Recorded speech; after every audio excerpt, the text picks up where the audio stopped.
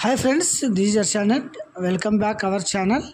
This is notification for Ekalavya Model Residential School లో అయితే గిన టీజీటీలు పీజీటీలు టీచింగ్ అండ్ నాన్ టీచింగ్ ఎక్కువ సంఖ్యలో అయితే గిన నోటిఫికేషన్ రిలీజ్ చేయడం జరిగింది.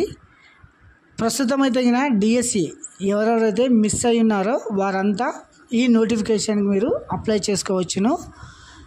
ఏకలవ్య మోడల్ రెసిడెన్షియల్ స్కూల్స్ అనమాట. ఇందులో వచ్చేసి టీచింగ్ పోస్టులు ఉన్నాయి, నాన్ టీచింగ్ పోస్టులు ఉన్నాయన్నమాట.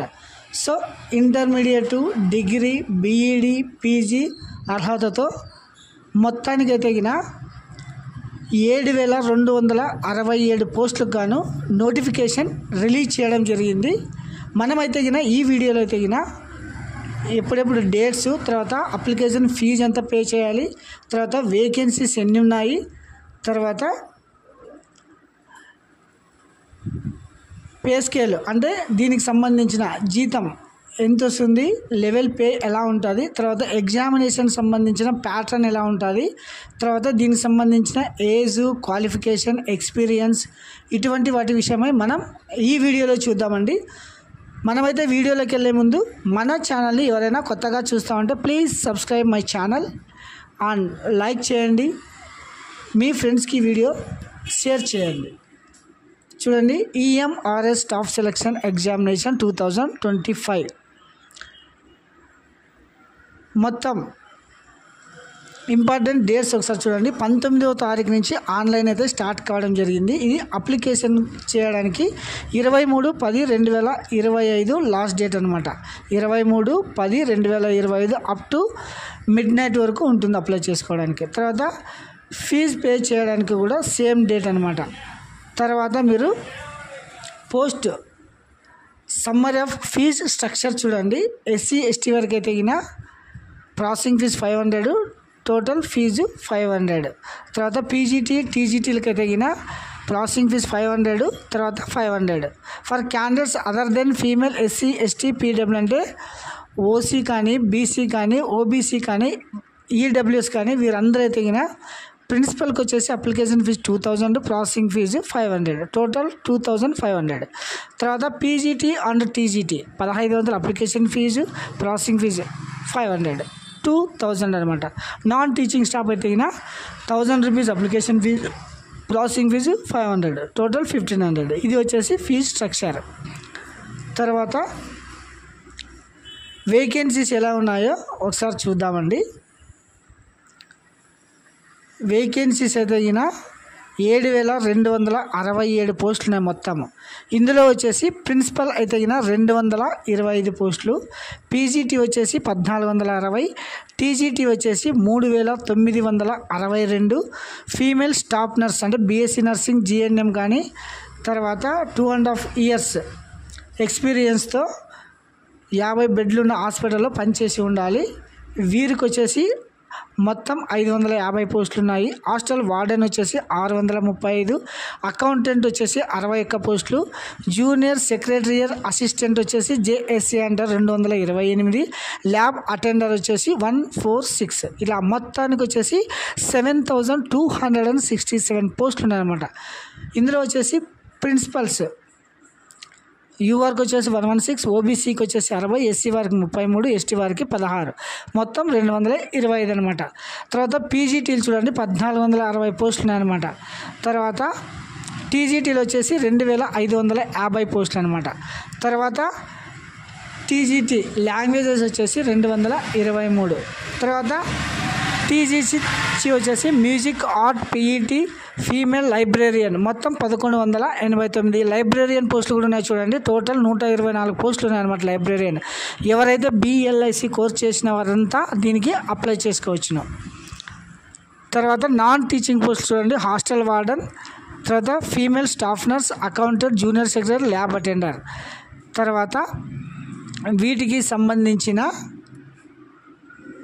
లెవెల్ ఆఫ్ పే స్కేల్ ఒకసారి చూద్దామండి. అంటే జీతం ఎంత వస్తుందని చూడండి. ప్రిన్సిపల్కి అయితే లెవెల్ 12th అనమాట.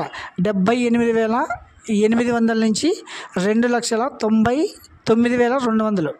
తర్వాత టీజీటీ లెవెల్ 7 44,900 to 1,42,400. తర్వాత లైబ్రేరియన్కి వచ్చేసి లెవెల్ 7 44,900 నుంచి 1,42,400 అనమాట.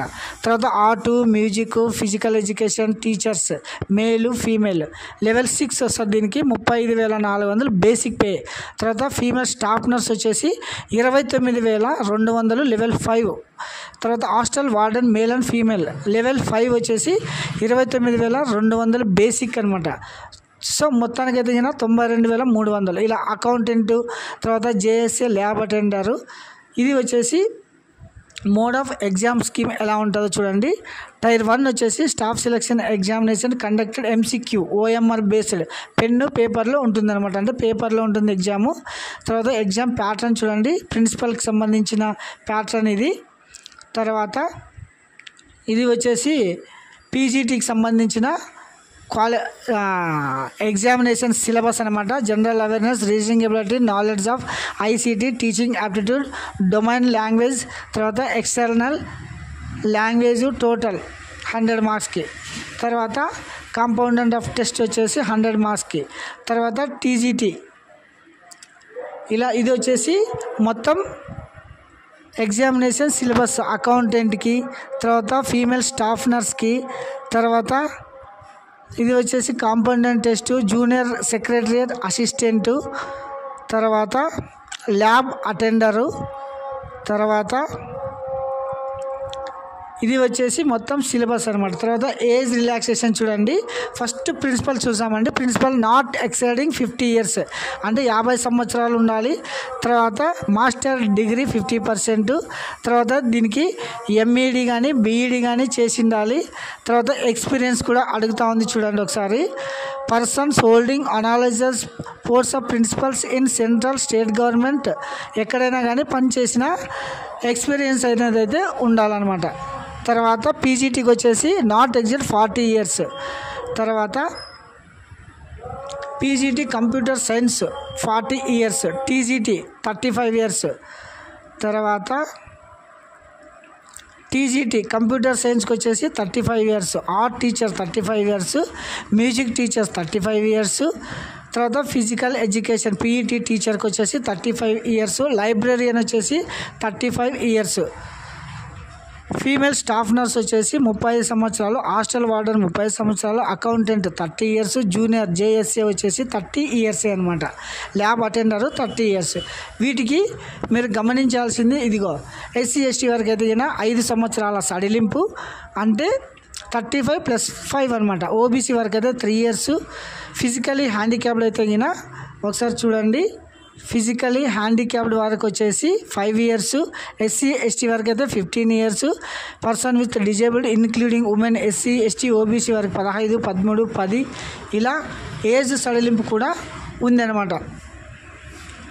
ఇది వచ్చేసి మీకు ఎగ్జామినేషన్ స్ట్రక్చర్ అప్లికేషన్ ఆన్లైన్ ఎలా చేయాలో ఒకసారి చూద్దామండి.